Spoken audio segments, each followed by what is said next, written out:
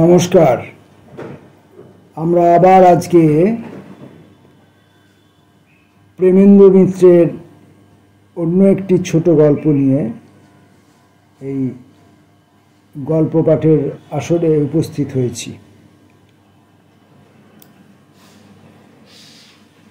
গল্প পাঠগুলি পাঠ কেমন লাগছে সেটা নয়, গল্পগুলি কেমন, যারা নতুন পাঠক, যারা নবীন, যারা কিশোর,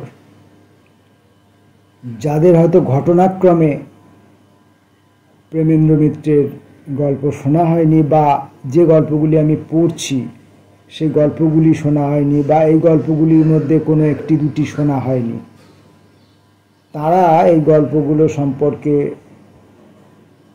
যদি দু একটি মন্তব্য করেন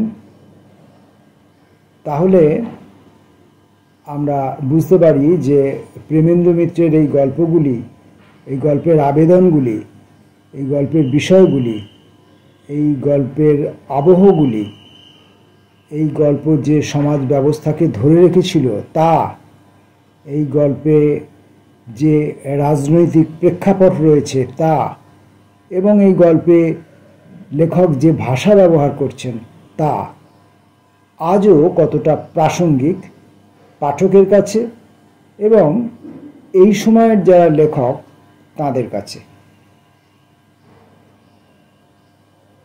আজকের গল্পটির নাম জীবন যৌবন।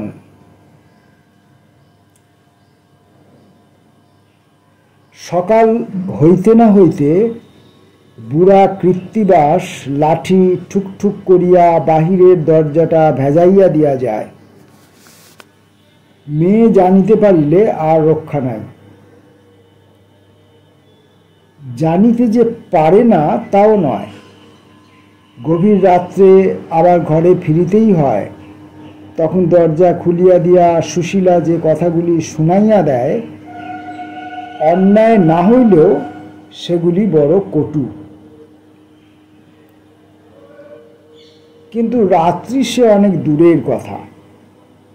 জীবনের নিশা যাহার নিকট হইয়া আসিয়াছে তাহার কাছে প্রভাত হইতে রাত্রি অনেক দূরে মনে হয়। অত দূরের কথা ভাবিবার প্রয়োজন হয় না।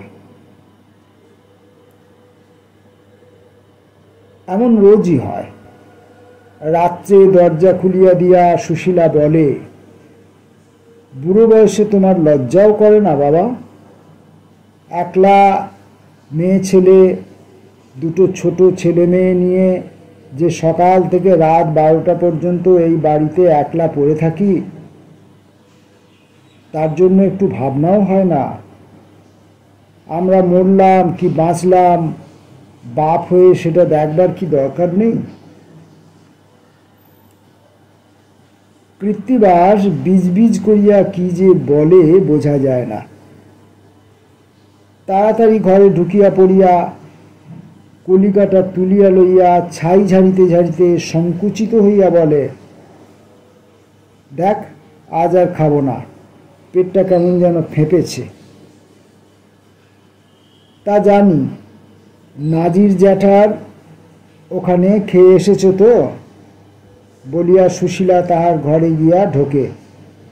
খোঁড়া রুগ্ন ছেলেটাকে কোলে লইয়া ক্রুদ্ধ কণ্ঠে বলে, আমরা খাই না খাই তাতে তো তোমার দরকার নেই। কোনোদিন বা সুশীলা বলে, তিনকাল গিয়ে এককালে ঠেকেছে বাবা, একটু মরণের ভয় হয় না? বুড়ো হলে তো লোকে একটু ধর্মকর্মেও মতি হয়। মেয়ের এ কথা কৃত্তিবাসের সহ্য হয় না। হঠাৎ বলিয়া ফেলে, তোর তাতে কি, বুড়ো হয়েছি, আমার পরকালের কথা আমি ভাবব, তোর তার জন্য মাথা ব্যথা কেন?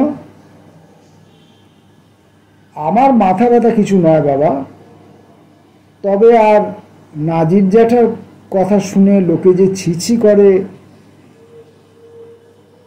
করুক, আমি কারো ধার ধারি না, বলিয়া কৃত্তিবাস লাঠিতে ভর দিয়া দুর্বল সিদ্ধারাটাকে কোনো রকমে সোজা রাখিবার চেষ্টা করিয়া চলিয়া যায়। বয়স তিনজনেরই 60-এর কোঠা পার হইয়াছে। যৌবনের উচ্ছৃঙ্খলতার তিন সাথী। কেমন করিয়া এই বন্ধুত্ব যে 40 বৎসর টিকিয়া আছে ভাবিলে বিস্ময় লাগে। রামকমল নাজিরগিরি করিত। পয়সা কামাইয়াছিল নাকি অনেক, এবং অপব্যয় করিয়াও ছিল নাকি বিস্তর। সুতরাং কিছু রাখিতে পারে নাই। সামান্য যাহা কিছু আছে তাহাতে কোনো রকমে একটা ছোট বাড়ি ভাড়া দিয়া কায়ক্লেশে চলে। কিন্তু বৈঠকখানা তাহার তবু খোলাই থাকে। সকালবেলা গড়গড়াটি হাতে লইয়া সে সেখানে আসিয়া বসে। দেখিলে মনে হয় না যে একদিন সে যৌবনের কোনো উচ্ছৃঙ্খলতাই বাকি রাখে নাই। প্রশান্ত সুন্দর চেহারা, মাথার চুলে পাক ধরিয়াছে বটে, কিন্তু দেহ তাহার যৌবনের মতো সতেজ সুন্দর। সে দেহের সৌন্দর্যের জন্য সতর্কতারও তার অন্ত নাই। খানিক বাদে সদানন্দ আসিয়া হাজির হয়। বয়স বোধহয় ইহাদের মধ্যে সকলের চেয়ে অল্পই হইবে, কিন্তু বার্ধক্যে সেই সবচেয়ে হাঁপাইতে হাঁপাইতে বলে, হাঁপানিটা বড় বেড়েছে ভাই, কাল সারা রাত ঘুমোতে দেয়নি। কে ঘুমোতে দেয়নি, হাঁপানি না গিন্নি? বলিয়া রামকমল হো হো করিয়া হাসে। সদানন্দ ভ্রুকুটি করিয়া বলে, না ভাই, তার কি আর নাগাল পাওয়ার জো আছে? তারপর হাত দিয়া স্ত্রীর বিপুল পরিধি দেখাইয়া হাসিবার চেষ্টায় কাশিয়া একাকার করে। কৃত্তিবাস সমস্ত রাস্তা লাঠি ধরিয়া আসিয়া দরজার কাছ হইতে লাঠিটা বগলে করিয়া সোজা হইয়া ঘরে ঢুকিবার চেষ্টা করে। ফরাসের উপর বসিয়া পড়িয়া বলে, আর একটা বিয়ে করো সদানন্দ, বুকের ও হাঁপানি টাপানি সব সেরে যাবে। সদানন্দ বলি চিহ্নিত লোলচগ্ন মুখের অপূর্ব ভঙ্গি করিয়া বলে, তাতে কি আর অসাধ দাদা? একটা কেন, 5টা দাও না। অত্যন্ত কুৎসিত একটা রসিকতা করিয়া রামকমল হাসিতে থাকে।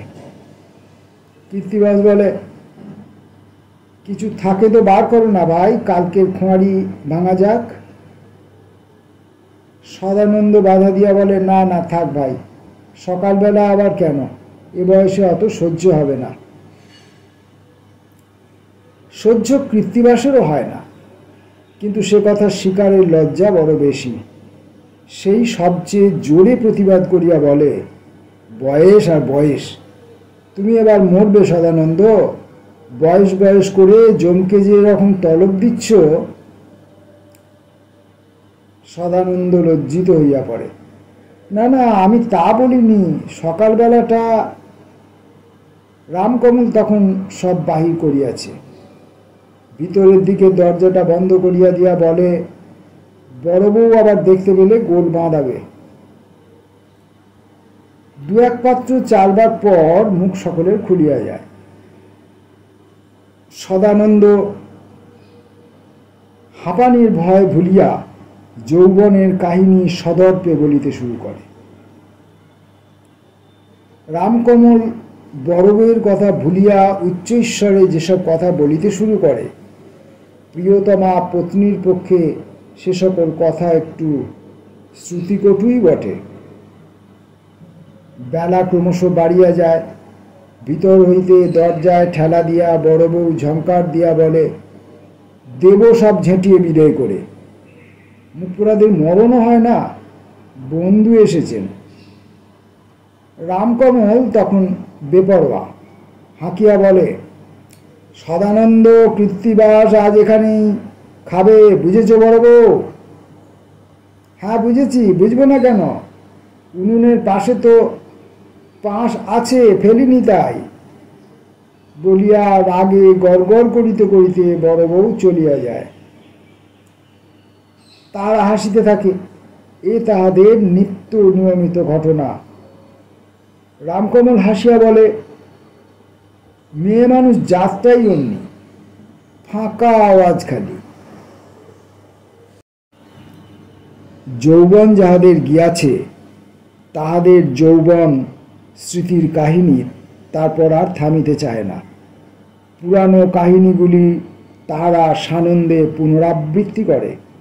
দিনের পর দিন একই কথা অমনি তাহারা বলিয়া আসিয়াছে ও পরস্পর পরস্পরকে তারিফ করিয়াছে। স্মৃতিকে জাগ্রত রাখিয়াই তাহারা কোনো রকমে যৌবনকে ধরিয়া রাখিতে চায়। সদানন্দ মাঝে মাঝে একটু ব্যস্ত হইয়া ওঠে, বলে, যাই ভাই, ছেলেটা আবার রাগ করে। কিন্তু তার যাওয়ার ঘটিয়া ওঠে না। অনেক রাত্রে কৃত্তিবাস যখন বাড়ি ফেরে তখন পথ নির্জন হইয়া গিয়াছে। নিস্তব্ধ রাস্তায় চলিতে চলিতে কোমরের ব্যথাটা তাহার অসহ্য মনে হয়। পিঠটা নোয়াইয়া কুজো হইয়া চলিলে বোধহয় অনেকটা আরাম পাওয়া যায়। কিন্তু একদিন নোয়াইলে আর সে পৃষ্ঠের সোজা হইবার আশা নাই জানিয়া বার্ধক্যকে অস্বীকার করিবার প্রাণপণ চেষ্টায় সে খাড়া হইয়াই চলে। মনে মনে তাহার রামকমলকে হিংসা হয়। অত্যাচার সে তো কাহারও চেয়ে কম করে নাই, কিন্তু তাহার দেহই বা অটুট রহিল কেন? সুশীলার কিন্তু একদিন অসহ্য হইয়া ওঠে। শুধু তার বাবার উপরে নয়, সমস্ত পৃথিবীর উপর তাহার রাগ হয়।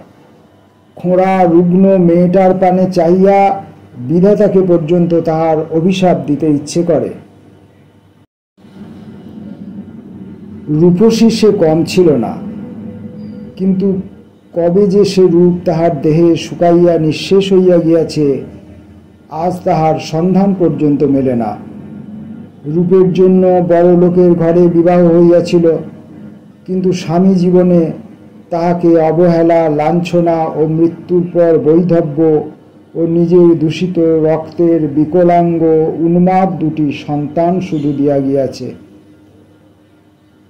ছোট মেয়েটি ভালো করিয়া হাঁটিতে পারে না, দুটি পায়ের হাড়ই তার বাঁকা। আর রোগ তো তাহার লাগিয়াই আছে।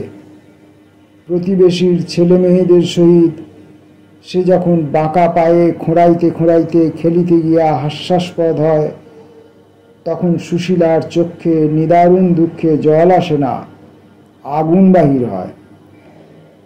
ছেলেটির দেহে কোনো দোষ নাই বটে, কিন্তু সে একেবারে নির্বোধ, উন্মাদ বলিলেও হয়। কয়েকদিন ধরিয়া মেয়েটির জ্বর আর ছাড়িতে চাইতেছে না।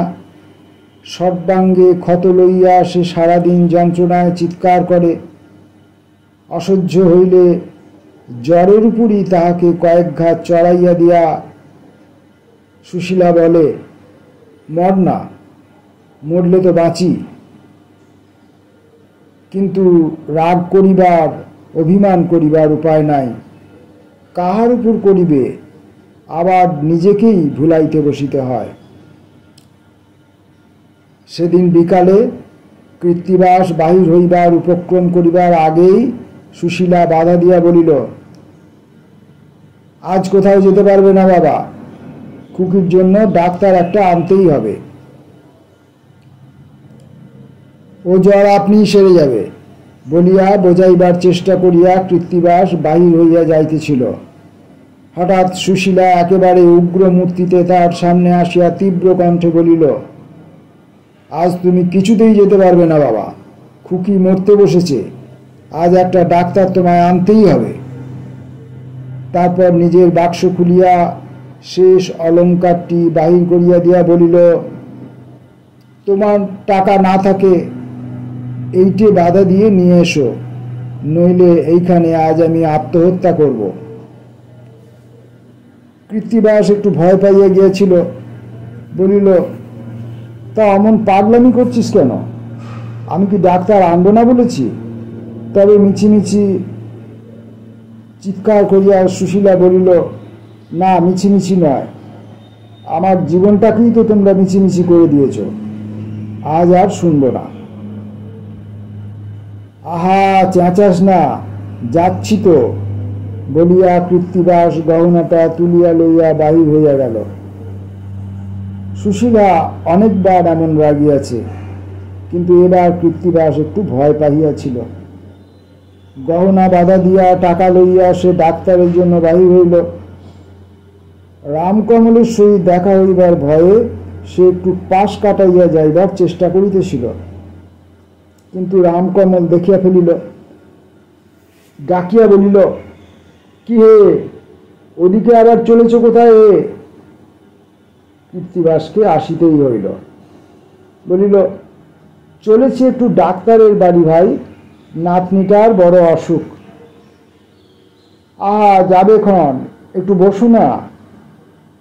কৃত্তিবাস বসিল এবং খানিকক্ষণ বসিবার পর তাহার মনে হইল মেয়ে ছেলেদের কথায় ভয় পাইয়া অত ব্যস্ত হইবার প্রয়োজন বোধহয় নাই। সদানন্দ রামকমল তাহাকে সেই কথাই বুঝাইয়া দিল। আর কিছুক্ষণ আলাপের পর তাহার মনে হইল গহনা যখন বাধাই দেয়া হইয়াছে, তখন অতগুলি টাকা সুশীলাকে দেয়া বোধহয় উচিত নয়, সে বাজে খরচ করিবে। এতগুলো টাকা শুধু একটা রুগ্ন বিকলাঙ্গ মেয়েকে 2 ফোঁটা ওষুধ খাওয়াইয়া একটা ডাক্তার লুটিয়া লইয়া যাইবে, এ যেন সে ভাবিতে পারিতেছিল না। সদানন্দ কি একটা পুরাতন কাহিনী সবিস্তারে বলিবার চেষ্টা করিতেছিল, সেদিকে তাহার কান ছিল না। ফিরিয়া তাহার মন যৌবনের উচ্ছৃঙ্খল রঙিন দিনগুলির নাতিস্পষ্ট স্মৃতির পাশেই ঘুরিয়া মরিতেছিল। হঠাৎ তাহার মাথায় একটা কল্পনা খেলিয়া গেল। রামকমলের হাত ধরিয়া বলিল, আমাদের সেই নৌকো করে নবদ্বীপ যাবার কথা মনে আছে কমল? কি মজাই হয়েছিল 10 দিন, মনে আবার নেই? সেই বাড়ি তো ফিরে এসে দেখি গিন্নি হাতের নোয়া খোলবার জোগাড় করেছেন। সদানন্দ বলিল, প্রায় 20 বছর হলো না? দূর, তারও বেশি, বলিয়া কৃত্তিবাস বলিল, আর একবার সেরকম করলে হয় না? করলেই হয়, বলিয়াও অত্যন্ত হতাশভাবে দীর্ঘ নিঃশ্বাস ফেলিয়া রামকমল বলিল, তেমন কাঁচা পয়সা কি আর হাতে আছে? কৃত্তিবাসের রোগ চাপিয়া গিয়াছিল। পকেট হইতে সমস্ত টাকাগুলি বাহির করিয়া বলিল, কোচ পরোয়া নেই, মরি তো ফুর্তি করে মরব। রামকমল সদানন্দ আশা করিতে পারে নাই। বলিল, সত্যি যাবে নাকি? মেজে চাপড়াইয়া কৃত্তিবাস বলিল, না তো কি? এবং হঠাৎ এতদিন বাদে সকলের কাছে স্বীকার করিয়া ফেলিল, দিন তো ফুরিয়া এসেছে দাদা, এমন সুবিধা আর হবে? 3 বৃদ্ধ যৌবনের কথা স্মরণ করিয়া মাতিয়া উঠিল। নৌকা জোগাড় হইল, সাজ সরঞ্জাম সবই সঙ্গে লওয়া হইল। শুধু নৌকায় উঠিয়া বসিয়া একবার সদানন্দ বলিল, তোমার নাতনির অসুখটা এমন কিছু নয়, কি বলো? কৃত্তিবাস হাত দিয়া সে কথাটাকে যেন একেবারে ঠেলিয়া দিয়া বলিল, তাহলে বলি শোনো ভাই, ও খোঁড়া মেয়ে বেঁচে থাকলে অশেষ দুর্দশা। আমি তো বলি তার চেয়ে এই বয়সে মরে যায় সেই ভালো, দুনিয়ার কষ্টভোগ আর করতে হবে না। সদানন্দ কিছু বলিতে পারিল না। 2 হাতে বুক চাপিয়া ধরিয়া সে তখন হাঁপানি কাশির বেগ সামলাইতেছে। কোমরটা অত্যন্ত কনকন করিতেছিল বলিয়া কৃত্তিবাস একটু সরিয়া ছইয়ে ভালো করিয়া ঠেসান দিয়া বসিল।